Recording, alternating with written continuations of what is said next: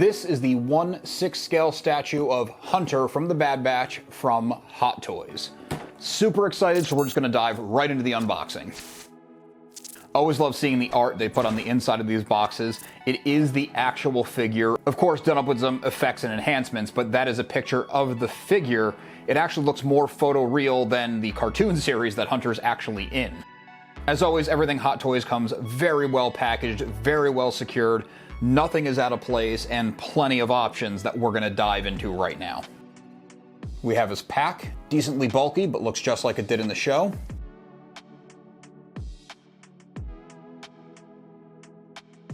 A detail I never noticed in the show is that the backpack has the Arabish H on it. We have his DC-17 pistol.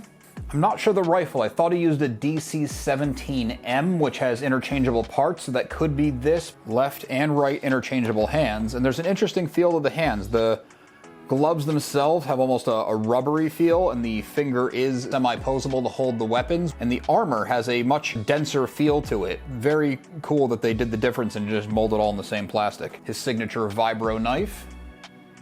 2 thermal detonators. One is the full detonator, and the other one is the top half. I'm pretty excited to see how those are going to come into the display. We have the helmet off head with a very good likeness. This looks incredible. And the helmet on head, which also looks fantastic. We got to get the plastic off so we can get a better look at this armor. Not only is there plastic covering the leg guards, the knee guard, the boots, but there's also individual plastic under the knee guard to protect the shin and thigh guards from that chipping or rubbing away at the paint. I always appreciate the attention to detail in the packaging so that things always arrive perfectly. There's also the cool detail that his holster swings. It's not like Han Solo's quick draw holster where it leans a little bit forward on his hip so he can get it out and get the gun up. It's more functional for him that way, for moving around and being in dynamic situations.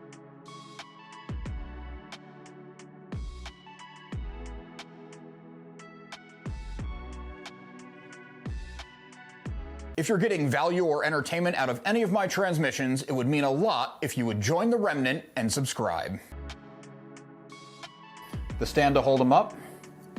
And this is cool, the base for him has a couple different options. You can get a Durasteel plate decking. It also comes with this nice thicker vinyl sticker. It's textured so it doesn't slip off, that you can put over the base. I'm not sure I want to commit to the sticker at this point, so I'm just going to lay it on for now.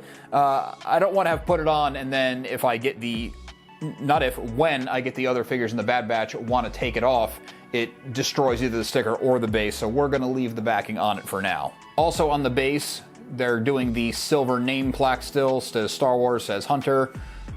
Pretty basic, but I do appreciate the attention to detail, so they're all lined up on a shelf. You get that museum or more official look to posing things in a row on a shelf. The figure itself is well constructed. It has all the articulation you would want, articulation in the ankles, articulation in the knees, and this has what I think all the figures should have. There's almost like a clicking, like you could feel it notch, notch, notch as you move the knee to make sure that it stays in place. I always have such a hard time getting the legs to look natural. The hip has pretty good articulation. I think it could go forward a little bit more if you want him in more of like a running pose, but it gets enough that you'll get him posed. I think it should have a little bit more freedom in the forward motion. The arms are pretty good. The shoulder feels a little bit stiff, but that is not a bad thing because he can hold his arms up by himself. Once again, I think it should be able to go forward a little bit more. In the series, he, runs forward with his gun out. The elbow also has articulation, which is pretty realistic, and if the shoulder had the flexibility that I believe it should, you could get him into even more dynamic poses. The wrists always have a ton of articulation. There's a ball joint in there. There is extra ball joints in the box. I do my best to not take the hands on and off too many times. I kind of like to pose them and leave them. Every now and then when I clean up, I might repose them because it kind of feels like a new figure that way, especially with all the accessories they have. You can change them out, but it does come with extra joints if yours wear out or if you break it in changing the parts out. Always handle these things with care. The head also has a decent amount of articulation. He looks up, he looks down. A nice detail that I just realized here, it does have the flesh color on the neck so that if there's any gap that you see, it's not just the black all the way up or a black nub of plastic. The ball joint can hold on either head. I'm gonna go with the helmeted look.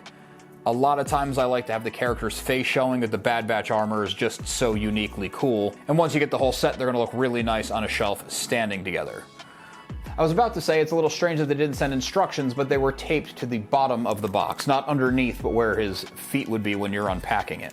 I used to not look at these things at all, but with how complicated and dynamic they're getting, complicated being a compliment, I like to give it a once-over. Relatively simple, swapping the heads, swapping the hands out, how to put the weapons in the hand, the thermal detonator, the knife, the blaster, you got a lot of options. Oh, that's a detail I didn't even notice. He has his knife holster on his forearm, just like in the series. Very cool detail, and the knife actually will slot into it and stay. It has a nice, satisfying click in, so you know when you put it on your shelf, it's not just gonna slide out on the floor when you walk away. If you don't want the weapon holster on, you can raise the waist and hip armor. It comes off on a Velcro, put it back down. I think the holster's cool. I don't know why you would take it off, but it is your preference, and it's nice that they give you the option. So now is the most fun, most frustrating, and coolest part of any sideshow or hot toy or high-end figure like this. Let's figure out how to pose them. Stand is a little bit difficult to get in, but again, I think that's a good thing, and I'm not just trying to fanboy out about hot toys, even though I do love them. I don't want that falling out when the figure is up on a shelf. The ball joints for the hands are a little bit on the small side, and it's hard to snap it in around his armor. I say these things as a tip, so if you're doing your own, do not force it, because you do not want the results of that. The hand options they give you the option for where the weapon should be held. Like he holds his knife in his right hand, he holds his blaster in his left. The right hand I got a little snap on, the left hand I didn't, but it feels securely attached. Again, I don't like forcing these things. Something that also impresses me on these figures is that there's no magnet or snap or anything that might look off. The fingers on the hand are rubbery enough that you can flex them out of the way to get the weapon in. The bottom of the gun has quite a big magazine end, or what would be the magazine end if the gun used traditional rounds. So you have to be a little bit careful wedging that in, but the fingers are pliable enough to get the weapon in without being overly pliable where the weapon falls out. It was a pretty smart design move on their part. That was a lot harder than I thought. I got very nervous that I broke his finger off at a point, but the gun is in the hand and the finger even goes into the trigger guard, which is super cool.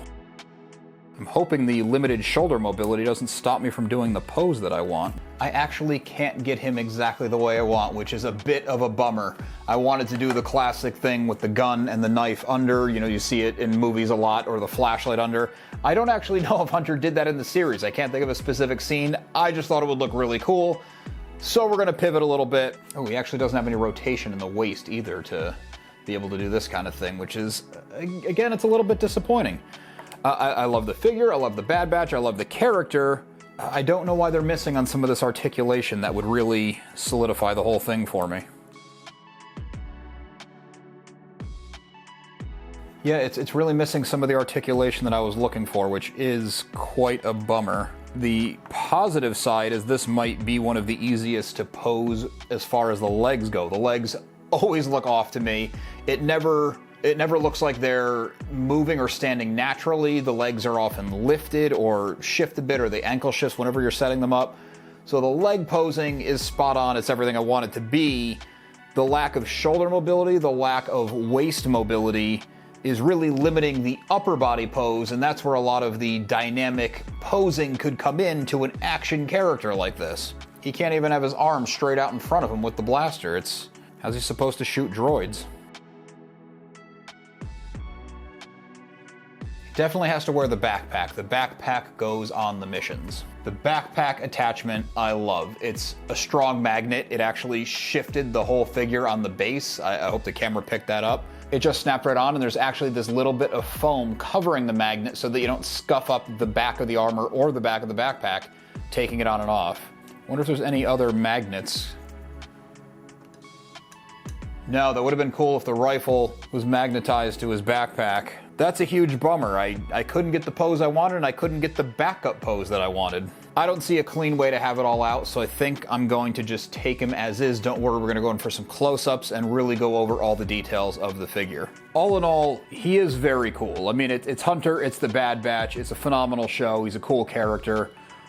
I am a little bit disappointed. $255, not cheap for a figure. I don't think they cut corners on the quality. I'm just a little bit confused as to why the articulation is lacking in this one. Hunter is the enhanced clone leader of Clone Force 99, nicknamed the Bad Batch. His genetic mutation grants him heightened senses, allowing him to track targets across great distances, almost like a living sensor array. His armor design builds on standard clone commando gear, but customized with his personal markings and the unit's skull insignia. The face tattoo mirrors the skull emblem and is a personal mark of identity, setting him apart from the millions of other Jango Fett clones. Hunter's vibroblade is his signature melee weapon, used with lethal precision in close combat. The design echoes Republic commando knives, but scaled and balanced specifically for him. The armor's red markings match Clone Force 99's team color scheme and help visually distinguish them from standard white armored troopers. His DC-17M blaster pistol is compact for close quarters combat, but packs enough punch to take down armored targets. Hunter's leadership style is heavily inspired by the Republic's ARC troopers, small unit leaders who make independent calls on the battlefield. Actor D. Bradley Baker voices Hunter and every other clone in the Clone Wars and Bad Batch series, giving each one a unique tone and personality despite sharing the same genetic origin. The character's design blends influences from 80s action heroes. The headband and facial scar are nods to classic commando archetypes. Hunter's bond with Omega adds a paternal side to his character, deepening the emotional arc of the Bad Batch and giving him a driving motivation beyond survival. In-universe, Clone Force 99 was named after 99, a maintenance clone from Kamino who sacrificed himself during the Clone Wars to save his brothers. If you haven't seen the Clone Wars, 99 was deformed as such that he was unfit for combat, so they kept him on as a janitor and kind of equipment guy. Some of the clones weren't so respectful to him, but he gave it his all. Shortcomings in posing aside, I'm still really happy with this. I got this as a gift. This is not a sponsored video. I think collecting and Star Wars go hand in hand. I don't know if there is a die-hard fan out there who doesn't have at least a small collection of something. At the end of the day, I'm always happy with adding these to the shelf because of the attention to detail. One thing I really liked about it was the brushed on look of the paint for the show. It looks like they actually use digital brushes to draw on the assets, and that carries over nicely to the armor, but being a physical representation, even a scale model plastic version, the scuffs in the armor look more organic and less painted on, so it's cool that it borrows from that art style, but then elevates it in a way as a physical object. I hope that makes sense. I sound like I'm really overselling it and trying to find things to say, but I'm really impressed by the look of it.